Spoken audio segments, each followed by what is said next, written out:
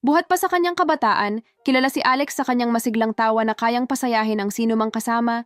Ang kanyang presensya ay tila nagdadala ng liwanag sa bawat silid na kanyang pinapasukan, ngunit sa likod ng mga ngiti at tawa, may isang hangarin sa kanyang puso, ang makamit ang tunay na kaligayahan na batay sa pag-ibig, pamilya, at pananampalataya.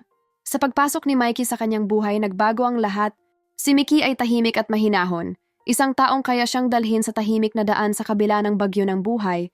Ang kanilang ugnayan ay hindi imahinasyon ng mahika o malalaking pakitang tao.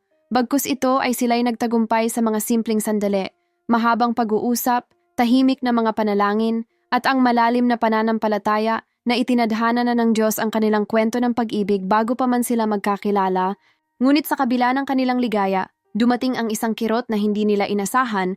Ang unang pagbubuntis ni Alex ay nagdulot ng matinding sakit, isang pagkakaroon ng pag-asa na agad na naging pangungulila. Sa kabila ng pagluha at pagdududa, si Mikey ay nandoon. Inaaliw siyang may mga katagang puno ng pananampalataya at pagmamahal. Nakikita ni Alex na ang kanilang pagsubok ay hindi katapusan, kundi isang bahagi ng kanilang mas malaking kwento. Agad silang bumangon at muling nanalangin, maisip na ang kanilang pag-ibig at pananampalataya ay magdadala sa kanila sa liwanag mula sa kadiliman.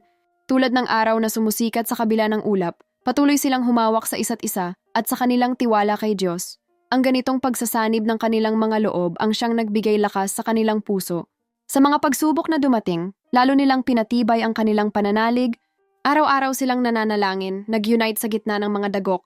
Para sa kanila, ang pag-ibig ay hindi lamang magkasamang pagkakapit, kundi ang magkasamang paglalakbay sa pananampalataya. Hanggang sa sumiklab ang araw na ang pangarap nila ay magiging realidad, mananatili silang masigasig sa kanilang pag-asa, pagmamahal, at tawanan. Dahil sa bawat pagsubok, palaging mas dakila ang plano ng Diyos kaysa sa kanilang mga personal na pangarap.